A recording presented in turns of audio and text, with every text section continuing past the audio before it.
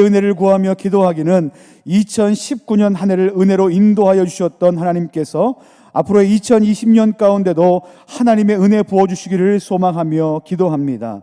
또한 나보다 나를 더 잘 아시는 하나님께서 우리 가정의 삶의 필요와 소원을 채워주시고 날마다 주께서 허락하신 소망 가운데 살아가도록 인도하여 주시옵소서.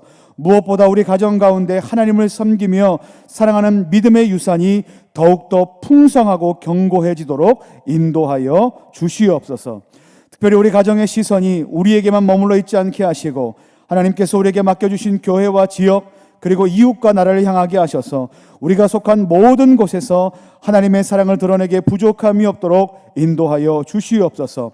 오늘도 주님의 말씀 듣기를 소망하며 기대합니다. 성령 하나님 충만한 은혜를 부어주셔서 말씀을 통해 우리의 심령이 회복되도록 인도하여 주시옵소서. 감사합니다. 예수님의 이름으로 기도드립니다. 아멘.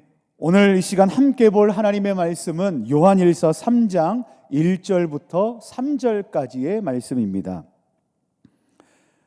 우리 함께 읽도록 하겠습니다. 보라, 아버지께서 어떠한 사랑을 우리에게 베푸사 하나님의 자녀라 일컬음을 받게 하셨는가. 우리가 그러하도다. 그러므로 세상이 우리를 알지 못함은 그를 알지 못함이라. 사랑하는 자들아, 우리가 지금은 하나님의 자녀라. 장래에 어떻게 될지는 아직 나타나지 아니하였으나 그가 나타나시면 우리가 그와 같을 줄을 아는 것은 그의 참모습 그대로 볼 것이기 때문이니 주를 향하여 이 소망을 가진 자마다 그의 깨끗하심과 같이 자기를 깨끗하게 하느니라. 아멘. 할렐루야. 오늘 이 시간 함께 모여 주님께 예배를 올려드리는 우리 가정 가운데 하나님의 은혜와 평강이 가득하시기를 예수님의 이름으로 간절히 축원합니다. 여러분, 일반적으로 우리는 사랑한다라는 말을 아주 좋아합니다. 내가 누군가를 사랑한다라고 말하는 것도 좋아하지만 더 좋아하는 것은 무엇인가 하면 누군가에게 사랑한다라는 말을 듣는 것입니다. 이 시간 좀 쑥스럽겠지만 옆에 있는 우리 가족들에게 이렇게 인사하면 좋겠습니다. 옆에 분들을 보시고 같이 따라 하시겠습니다. 사랑합니다. 네, 우리 함께 사랑이 우리의 가운데 날마다 고백되기를 간절히 소망합니다. 그런데 사람의 사랑에는 분명 조건과 한계가 있습니다. 예를 들어서 나의 어떠한 기준에 충족이 될 때 우리는 사랑이라는 감정을 갖게 되지만 사실 그 기준이 충족되지 못하면 우리 마음속에는 사랑의 마음이 잘 느껴지지 않고 표현되지 않습니다. 하지만 성경에서 언급된 사랑은 사람과 사람이 서로 주고받는 차원과는 그 성격이나 결이 확실하게 다른 사랑입니다. 왜냐하면 거기에는 조건과 한계가 없는 무조건적인 사랑이기 때문에 그렇습니다. 우리가 이것을 그럼에도 불구하고의 사랑이다라고 말할 수 있습니다. 특별히 처음부터 끝까지 이 사랑에 대해서 말하고 있는 성경이 바로 오늘 우리가 읽고 있는 요한일서 말씀입니다. 요한일서에서는 사랑이라는 이 단어가 수없이 많이 등장합니다. 특히 사도 요한은 오늘 우리가 읽은 본문 말씀인 3장 1절에서 사랑에 대하여 특별한 방법으로 설명하고 있는 것을 우리가 확인할 수 있습니다. 우리가 다 같이 1절 말씀을 같이 읽어보면 좋겠습니다. 함께 읽습니다. 시작. 보라, 아버지께서 어떠한 사랑을 우리에게 베푸사 하나님의 자녀라 일컬음을 받게 하셨는가. 우리가 그러하도다. 그러므로 세상이 우리를 알지 못함은 그를 알지 못함이라. 아멘. 이렇게 말씀을 전하고 있습니다. 여러분, 지금 우리가 이제 1절 말씀을 함께 읽으셨는데 어떤 마음이 드십니까? 이 말씀은요, 단순하게 사랑은 이런 것이다 라는 식의 설명에 대한 그런 이야기가 아닙니다. 이 말씀은 우리에게 있어서 사랑에 대해서 매우 특별한 마음을 갖게 합니다.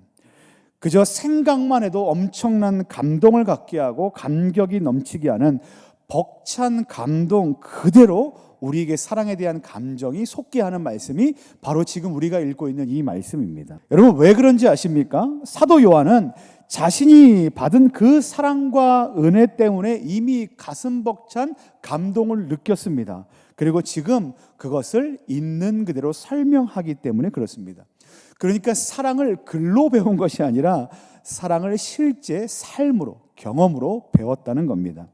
특히 오늘 말씀에 보면 보라라는 말로 시작하는데, 이 보라라는 헬라어 이데테라는 단어는 말로 표현할 수 없는 상황 속에서 감탄할 때 사용하는 단어입니다. 사도 요한은 이 감탄사를, 이 편지를 읽은 수신자들이 동일하게 느끼길 원하는 마음으로 지금 사용하고 있다는 겁니다. 바로 아버지께서 어떠한 사랑을 우리에게 베푸셨는지를 알고 그 은혜를 함께 누리면 좋겠다라는 마음으로 이 말씀을 기록했다는 겁니다. 그렇다면 사도 요한이 표현한 어떠한 사랑, 그것은 과연 무엇일까요? 여러분, 이 사랑은 흔히 사람과 사람 사이에 일어나는 그런 사랑이 아닙니다. 제가 앞에서도 말씀드렸지만 이 사랑은 사람과 사람 사이에 주어지는 그런 사랑과는 그 성격과 결이 매우 다릅니다. 인간이면 누구나 한 번쯤은 감상에 젖는 그런 사랑을 해보았을 것입니다. 그리고 지금도 우리는 그런 사랑을 하고 있습니다. 하지만 이 하나님의 사랑은 우리 인간들이 갖고 있는 그 사랑과는 다시 한번 말씀드리지만 결이 다릅니다. 비록 배신을 당했음에도 불구하고 용서하는 놀라운 사랑, 그리고 끝내는 16절 말씀처럼 독생자 예수 그리스도의 목숨을 버리면서까지 사랑의 대상을 포기하지 않는 사랑이 바로 하나님의 사랑이요 예수님의 사랑이고, 그것이 바로 성경에 나와 있는 사랑입니다. 여러분, 놀랍지 않으십니까? 하나님의 사랑이 이와 같습니다. 그런데 여러분, 더 놀라운 것이 무엇인가 하면 이러한 최고의 사랑을 받는 그 대상이 누군가? 바로 저희고, 바로 이 자리에서 함께 예배를 드리고 있는 여러분들, 가족분들이라는 말입니다. 사랑하는 가족 여러분, 바라기는 오늘 이 시간 그와 같은 하나님의 무조건적인 사랑을 받는 사람이 바로 나 자신이다 라는 사실을 다시 한번 확인하고 그 은혜에 감사하는 저와 여러분들 되시기를 예수님의 이름으로 간절히 축원합니다. 그런데 여러분, 사도 요한은 성도가 이러한 사랑에 대해서 감탄하고만 있을 것이 아니라 그 다음에 어떠한 삶을 살아야 된다라는 것을 우리에게 이야기해 주고 있습니다. 4절 말씀에 보면 이렇게 말합니다. 죄를 짓는 자마다 불법을 행하나니, 아멘, 이렇게 말하고 있습니다. 여기서 말하고 있는 불법이라는 말의 원어의 뜻은 율법에 위배되다라는 말입니다. 그러니까 불법은 세상의 도덕의 기준이 아니라 하나님의 율법을 지키지 않는 것이고, 그렇게 하지 않으려면, 우리가 하나님의 율법을 지키는 자 되려면 하나님의 자녀가 된 자들은 반드시 하나님의 율법을 읽고 그것을 지키기 위해서 날마다 힘쓰는 삶을 살아야 된다는 겁니다. 그렇다면 율법의 행위는 과연 무엇인가? 11절에 그 답이 있는데, 11절 말씀에 보면 우리는 서로 사랑할지니 이는 너희가 처음부터 들은 소식이라 라고 기록합니다. 여러분, 그것이 무엇입니까? 바로 사랑입니다. 율법의 행위 중에 가장 우리가 지켜야 할 가장 첫 번째 덕목이 바로 사랑이라는 겁니다. 그러니까 하나님의 사랑을 먼저 받은 저와 여러분들은 그 사랑을 받은 자로서 어떤 것을 해야 할 책임이 있는가? 바로 사랑해야 할 책임이 있습니다. 첫 번째는 하나님을 사랑하는 것이고, 두 번째는 이웃을 내 몸과 같이 사랑하는 책임이 저와 여러분들에 있다는 겁니다. 그 중에서 첫 번째 하나님을 사랑하라 라는 이 말씀은요, 언제 들어도 지나침이 없습니다. 왜 그런지 아십니까? 그분이 우리를 만드셨고, 또 그분이 우리를 자녀 삼으셨고, 또 그분이 우리의 죄를 용서하여 주셨고, 또 날마다 우리를 은혜로 인도하여 주시고 계시기 때문입니다.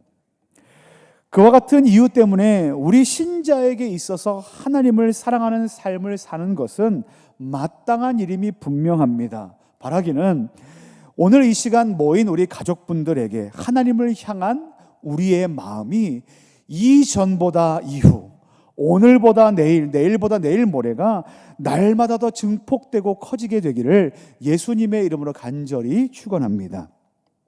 그런데 여러분, 두 번째도 있습니다. 어떤 사랑인가? 바로 이웃을 향한 사랑입니다. 여러분, 이웃이 누구입니까? 이웃은 나와 관계를 맺고